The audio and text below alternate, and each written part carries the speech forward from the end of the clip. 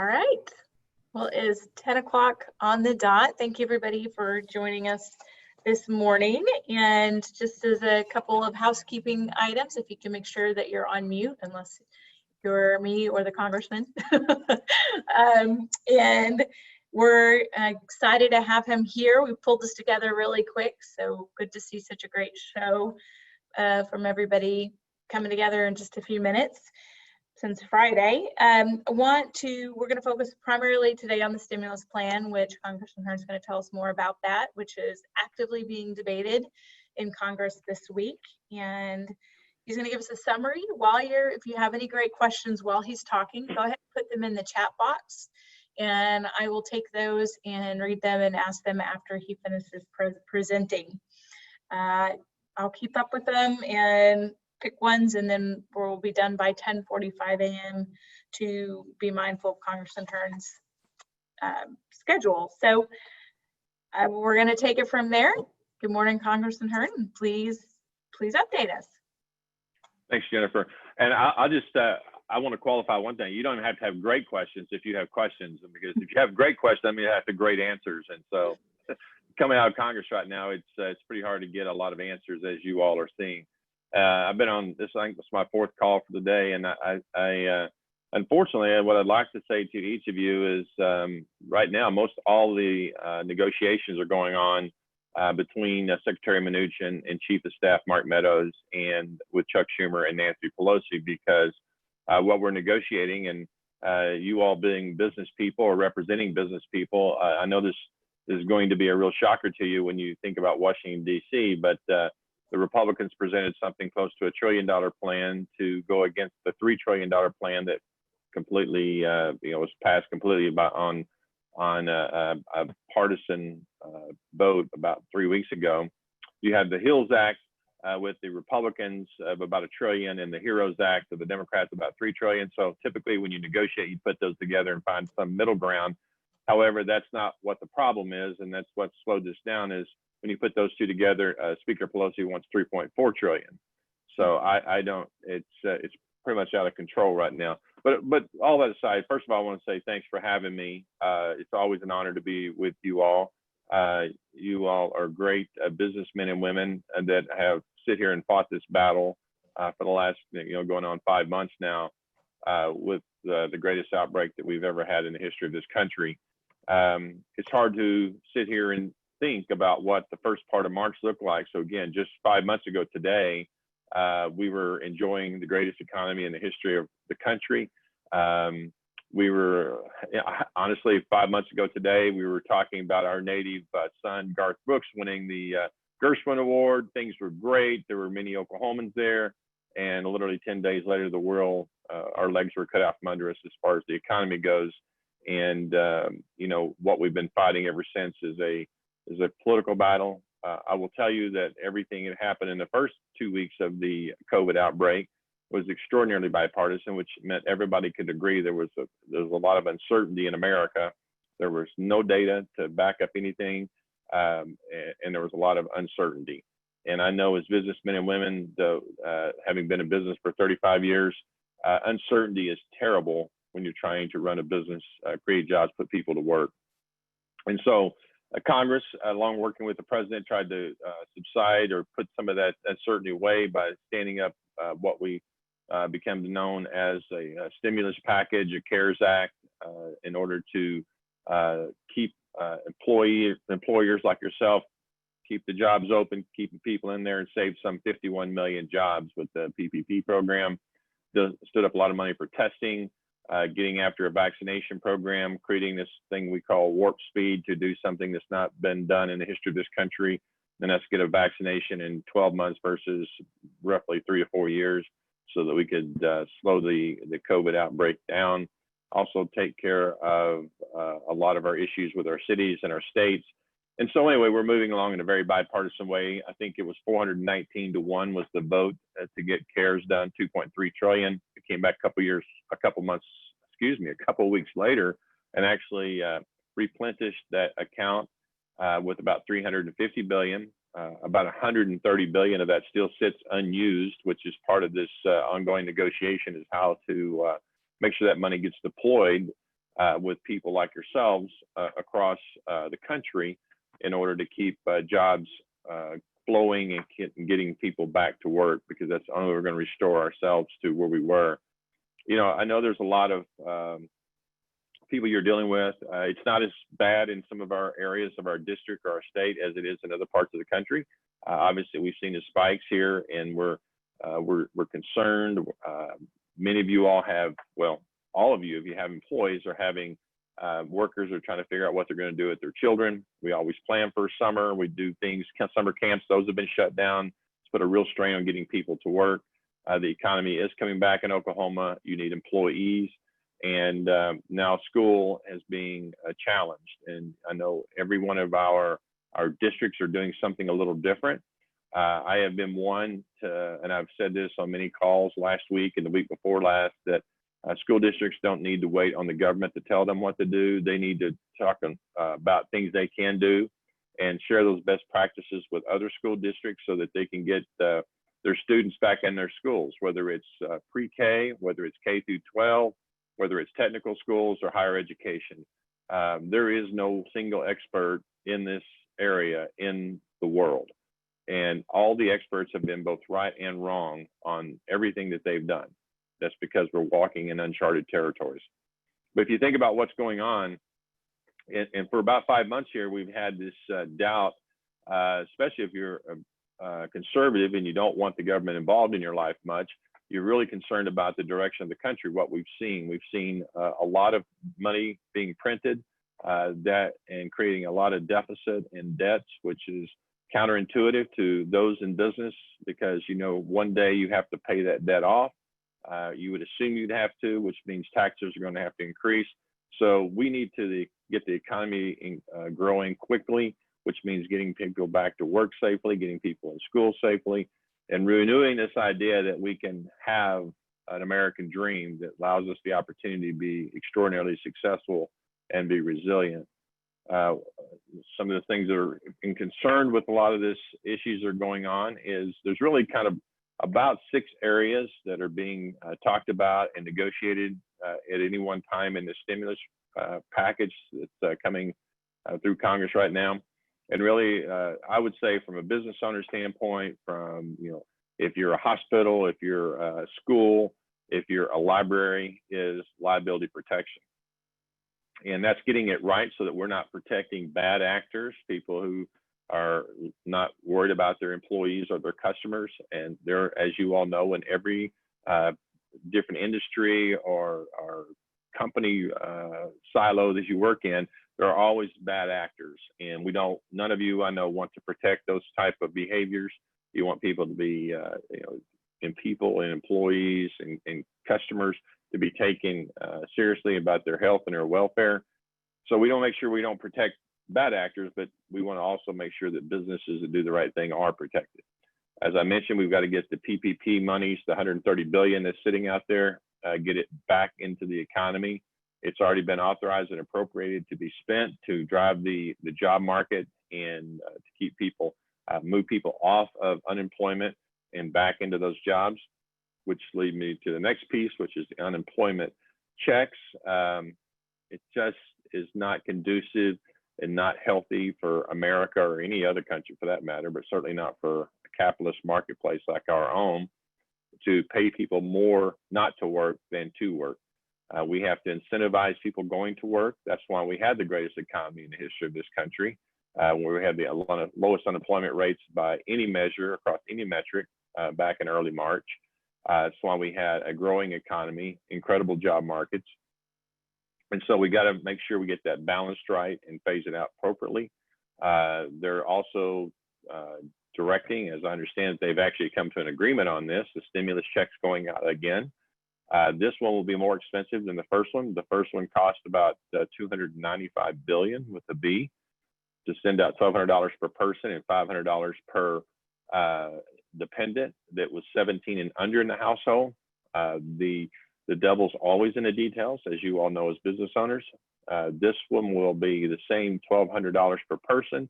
The salary, the income levels will still be the same. What's changing is that now it will be $500 per dependent of any age. So it could be 18, 25, 30. It could be your moms, your dads that are living with you, your aunts, uncles. If they were dependent on your tax return in 2019, they will now qualify for that 500. So I'm just guessing that it'll be probably $350 billion for this next round of stimulus, direct stimulus checks. As we're also looking at schools, the Democrats and their HEROES Act that they passed on a partisan vote about 3 weeks ago had about 100 billion in there, just blanket 100 billion. This one is about 105 billion for schools that open. In other words, you're not going to get extra money if you stay closed. You're going to get extra money if you open it and do the right thing as far as advanced testing, PPE, to make sure that the teachers, the administration, and the children are protected, so that they don't. We know they're not going to. They're going to be mostly asymptomatic, but they bring this back to their grandparents, their caregivers at home, whether it be parents or grandparents. Also, when you look at state and city funding, which I know a lot of our chambers are concerned about, the one thing that was done differently in the PPP, in the details, we can get to this in a question, but the 501c6s were included in this next round, which are the Chamber of Commerce's across the country with certain criteria, which, they do a great job of representing you all. And so making sure that they get some funding as well.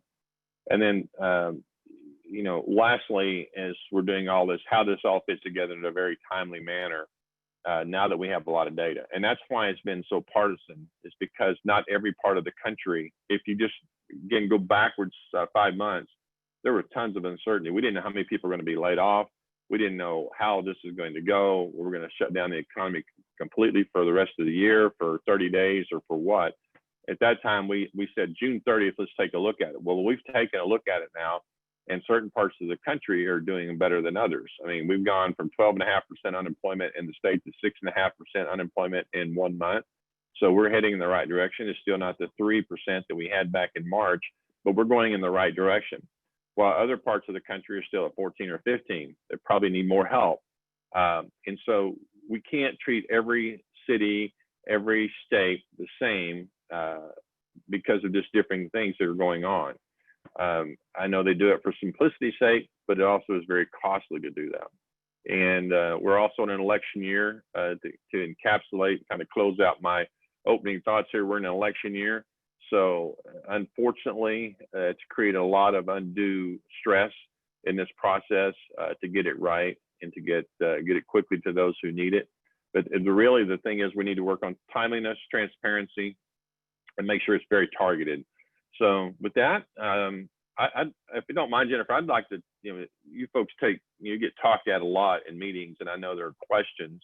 I'd really like to spend the rest of the time, the 30 minutes we have, answering questions if we could. Absolutely. If anyone can start chatting your questions, and I'll just ask you this in a general, get us started, but I'm expecting to see great questions in the chat box. While everyone's thinking, when you list off these 6 major areas, what ones do you really feel like maybe the ones that are the hills that we may die on, that are going to really be the biggest sticking points between the two groups? Well, liability protection is really, if you think about it, it's business versus the trial lawyers. Those, whether it's a legislative process or whether it's here in our own district or our cities, that's always a challenge. And it's always a challenge to get it exactly right. So again, that you're not protecting bad behaviors and defining bad behaviors. So there's going to have to be a strong set of guidelines that are going to be put forth that businesses have to be followed.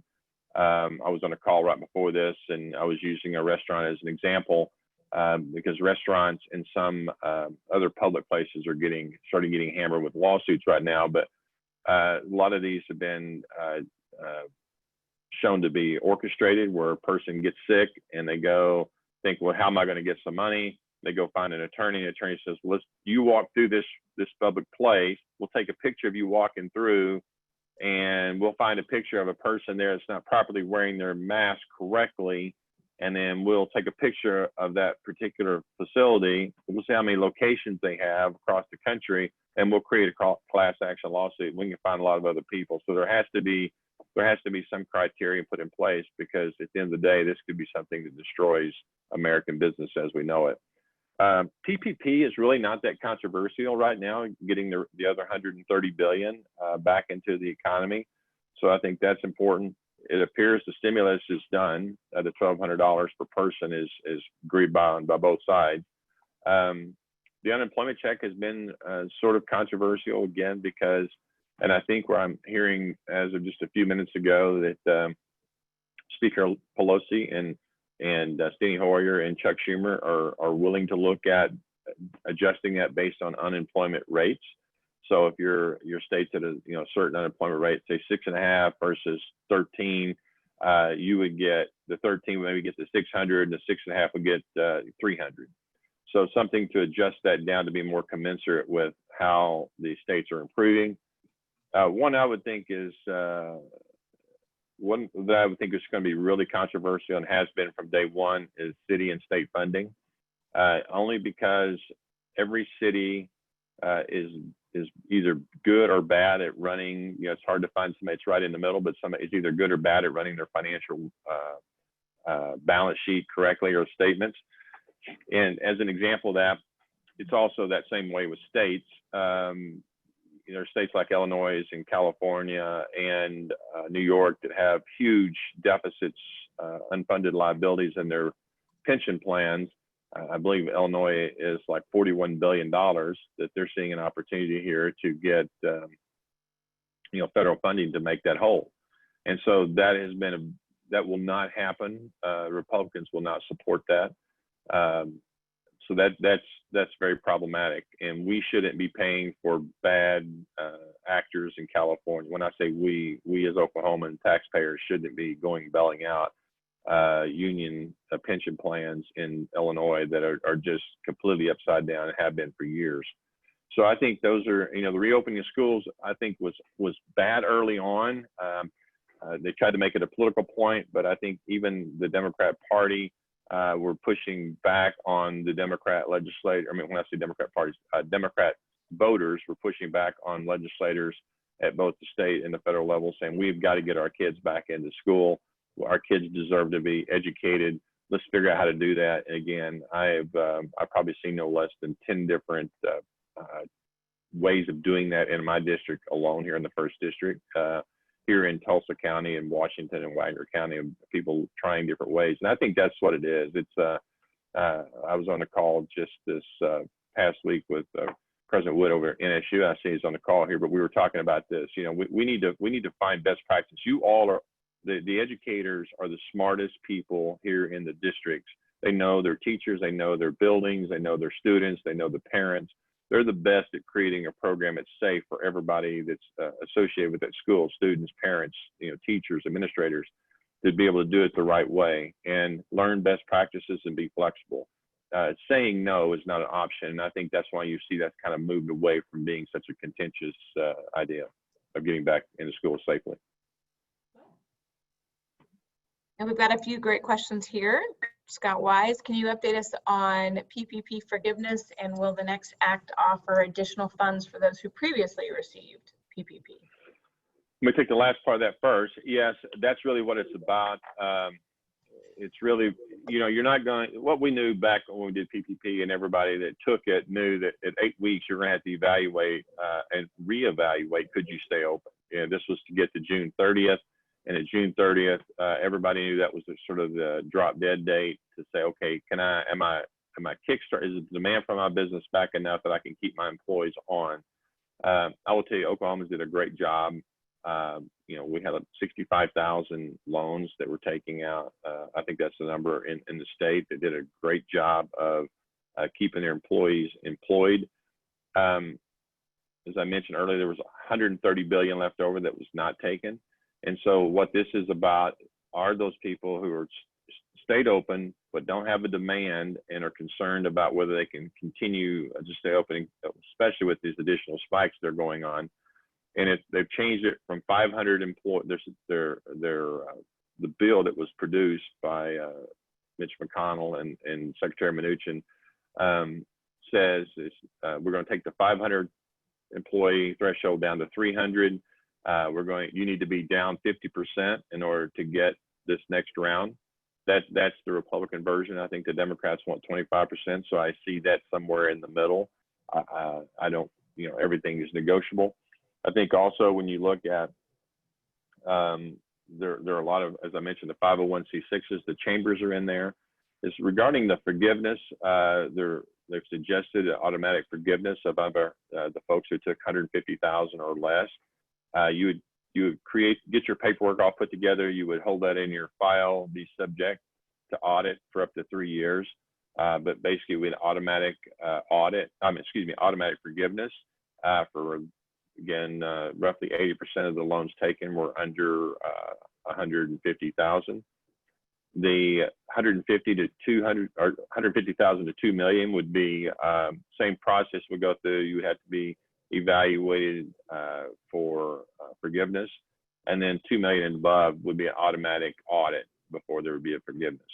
The portal for doing that should be up and coming here in the next 2 weeks, so that you can do this all online to put your stuff in to see what portion of your forgiveness would be generated for those above 150,000. Great. Based on this timeline of discussions in Congress and coming, what is your best guess on coming to an agreement and issuing checks? I would like to tell you that we would be, we're on a 24-hour notice right now to come back and vote. The way things in DC are is we'll all know at the same time when the deal is reached.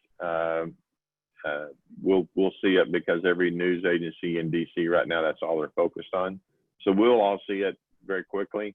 I know that they negotiate all through the weekend. My guess is it will be sometime next week because the Senate will have to sign off on whatever the negotiations are.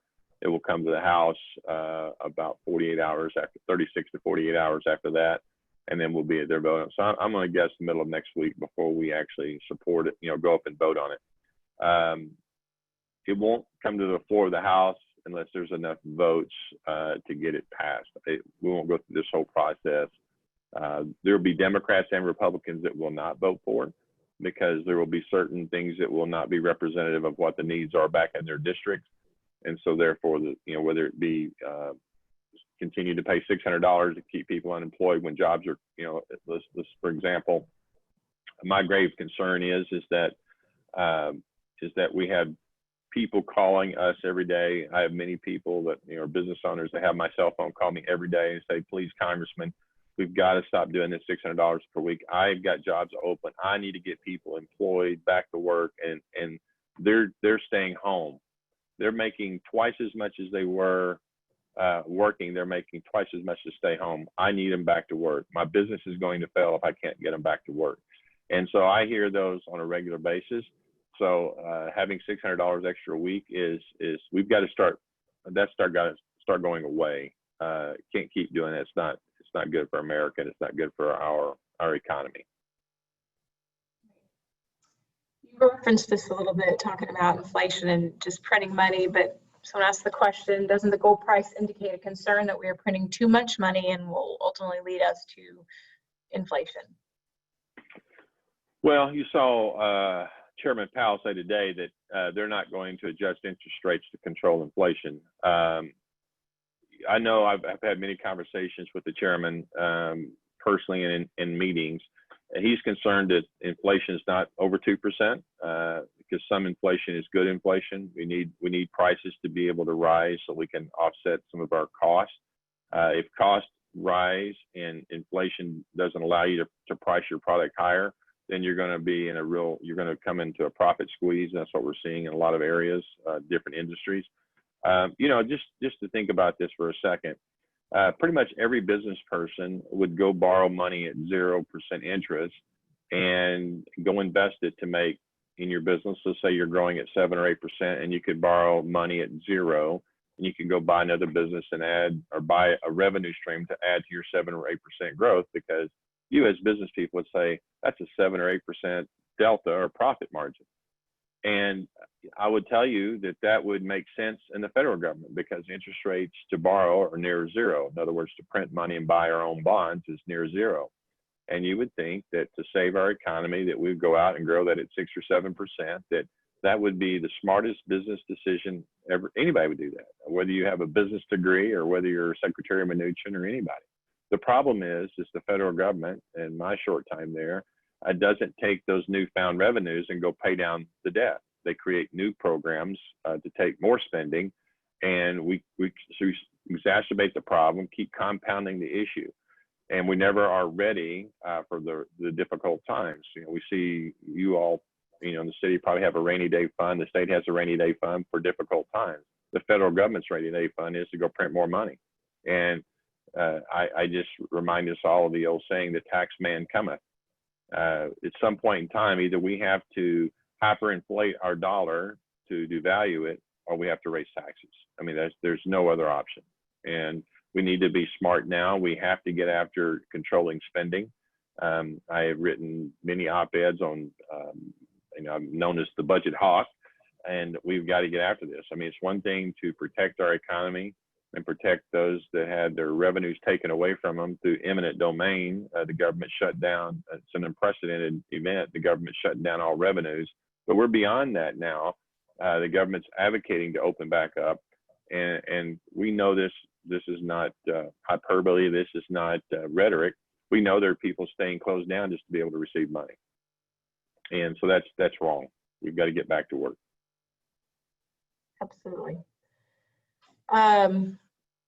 This is regarding the PPP program, Ted Cundiff. The SBA has 90 days once they receive an application for forgiveness. The payments could be required to start on loans prior to forgiveness, which will compound cash flow issues for businesses.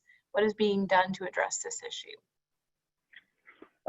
Thanks, Ted. You know, one of the big issues, there's a multiple issues on the forgiveness side, and that's actually a week ago Friday, I was in DC for a small business committee here, and small business committee has oversight over all of this PPP process.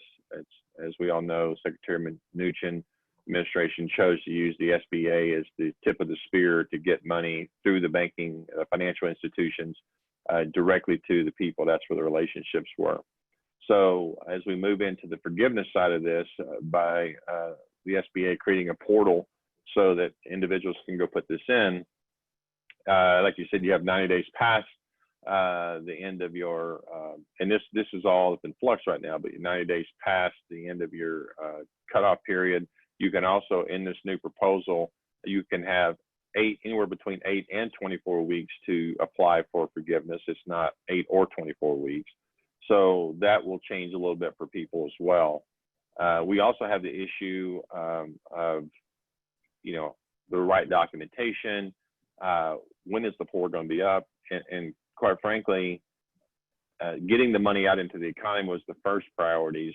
There's a lot of interest that have been now switched over to, assuming this bill goes through, there'll be a lot of interest switched over to how the forgiveness is actually going to be done and how quickly, like I said, right now it's being proposed to be automatically forgiven, you know, 150,000 or less, but still have to have the documentation.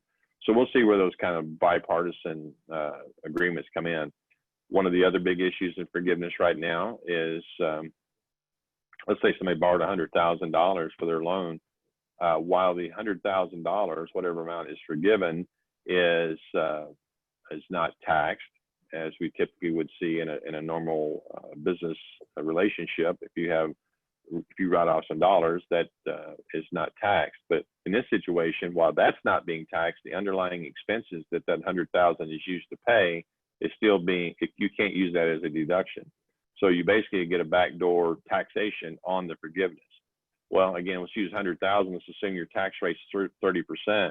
That's $30,000. So if you spend $100,000 thinking you're doing everything you can to keep your business open, you're going to have a $30,000 tax bill come January 1 that you weren't anticipating. So there's a big issue there. This addresses. We're trying to get that in this bill to address that for businesses, to make sure that they, you know, the original intent of the law, and Secretary Mnuchin agrees to this, is that those monies forgiven would not be taxed. So we've got to make sure multiple fronts. You know, do the banks have their adequate information to forgive the loan? Do the businesses fully understand what needs to be done to get forgiveness? And from a taxation issue, which will be hopefully when we fully recovered and things are going well in April next year, that we don't have the surprise cash flow crunch because people didn't have the ability to save the money for the taxes that they weren't anticipating. Right. So I understand there's EIDL loans money still available through the SBA. Have they thought about expanding back to other businesses and not just agriculture businesses? Well, that's not really, I don't recall there being expansion of EIDL. I know I've got my legislative folks on here as well. I don't recall there being a whole lot of talk about that. Mike Martin, are you on here, Mike? That's a great question. Yes, sir, I Was am. there any, is there any issue on idle as far as repurposing money for that? So there wasn't as much in this bill off the top of my head for idle itself and expansions and things like that. But I think the question when you're talking about expanding it to other businesses and not just agricultural businesses, that should have been expanded to other businesses already prior to this bill. But we can double check on that and make sure. But yeah, thanks, Mike. You know, one of the big issues was the idle, the economic injury disaster loans is that when it was first put out there, it was up to $2 million, 30 years, not to exceed 4%. You had personal guarantees on the money. People started applying, and the SBA just arbitrarily capped that at $150,000. And it really was a very terrible policy on their part to do that because they didn't even communicate with Congress. And so, trust me, we have been very critical of them in open meetings. They have apologized profusely.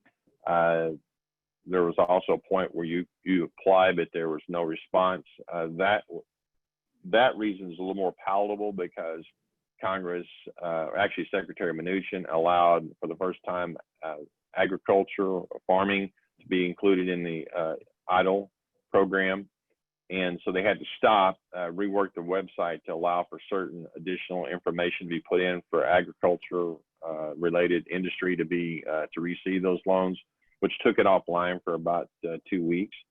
And so now that stood back up, but there's, as far as the additional monies, there's been some conversation about doing it, but it's not currently in there.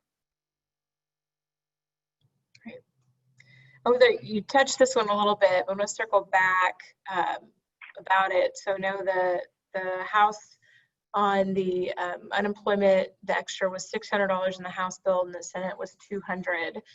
You talked about another type of compromise based on unemployment rate, but is that number, where do you feel like you're going to fall in on that number for the extra per month or per week? Well, you know, there's been actually several proposals. One was 600. To your point, the proposal from the Senate was 200. Actually, it was really 200 for a period of time into the end of September. And then October, it would phase out and go to 70% of whatever your highest wages were for a week. In Oklahoma, it's about 45% is a normal unemployment check. It's 1/23 of your highest, basically 1/23 of your salary. So it's not quite 126. So it's around roughly 50% is how Oklahoma unemployment works, which is pretty much the majority of the states that when you go on unemployment, you're getting about 50%. And it's by design because it's to encourage you to be out looking for a job. Mitt Romney supported an idea of basically stepping down the whole, 600, 500, 400, all the way down to getting to that process at that same point. Martha McSally, a senator, proposed, let's do this for 1 week or 2 weeks while we're negotiating so we don't have a lapse in unemployment for people that are currently not able to find a job. My suspicions are, because again, it's an election year and both sides will talk about how much they've done for people, that it's going to end up at 600. And they will lose a lot of Republican votes, both in the Senate and the House, should that occur. It will be a very Democrat bill. That's my prediction. All right, thank you.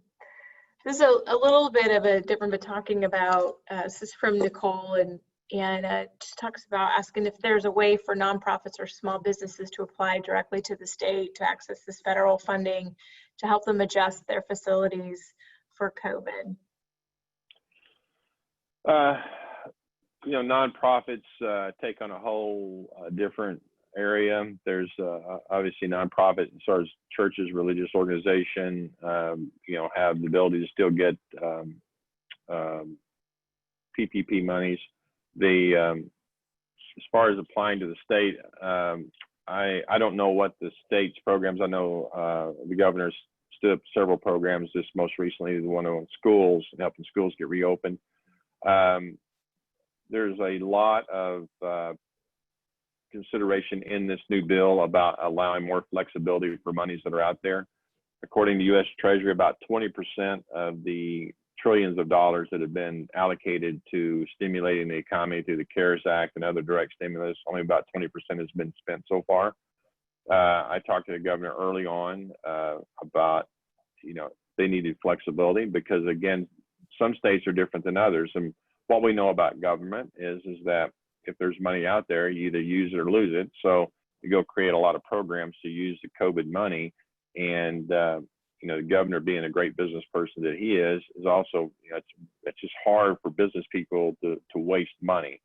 And so he's asked, and there's about 33, I think, Republican governors across the country that have asked for more open use of the money.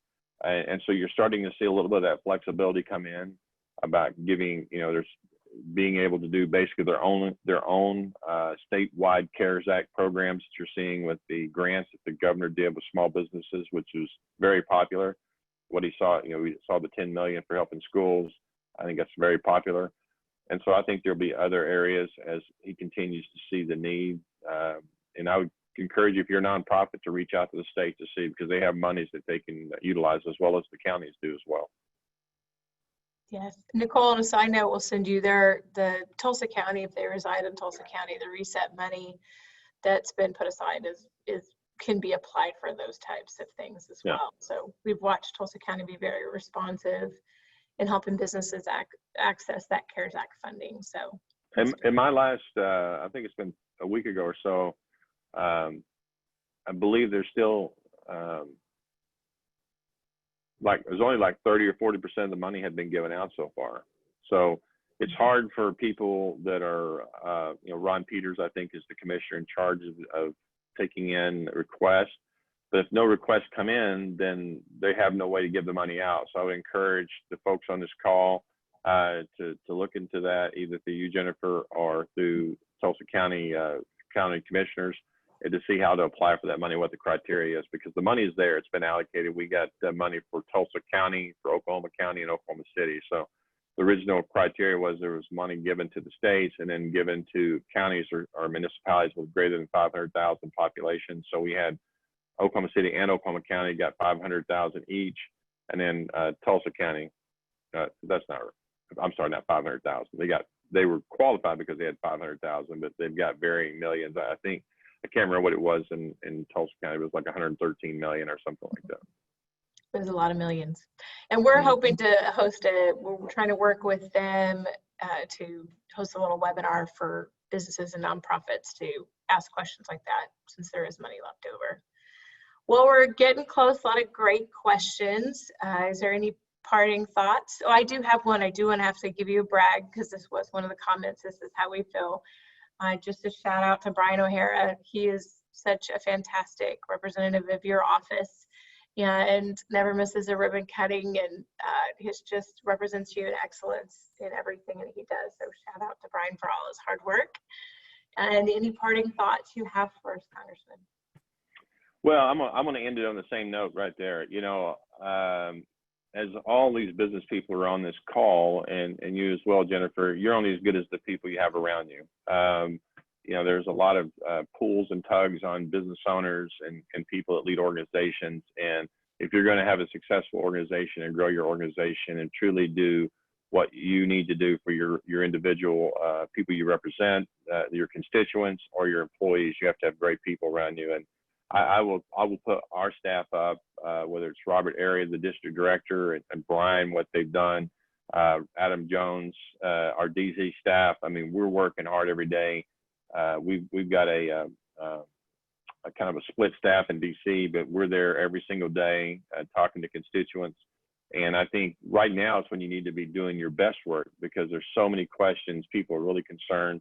You know, when things are good, you don't get a lot of questions. And when they're tough, like they are right now, you want to be able to answer questions. And that's what we're trying to do. That's why we love doing these kind of things. I know Brian's been to so many of you all have known him for so long. He does a great job representing the office. Feel very, very comfortable with him representing who I am and what I'm about. And he does a great job of that. So, and as does all the staff, whether it be Ashley or Corinne. Ashley does a great job with our veterans. So we have a great team, and couldn't be more proud of them. Great. Well, thank you. We hope to pull you back together at some point, so we don't have to talk about COVID, but some other things that we're moving forward. But we appreciate your precious time. Everybody else on the call, just a little reminder, we have our virtual luncheon next Wednesday with the Chancellor, the State Chancellor. If you could please join us, Glenn Johnson. He'll be discussing how higher ed is being impacted by COVID and that plan moving forward at noon. So Jennifer, is that a great weight loss program, eating virtual food? Yes. I will tell you though, Broken Arrow people really like to meet in person. We're finding out. Thank you all so much. Really good to see you. Thank you. Bye-bye. Bye. Bye-bye.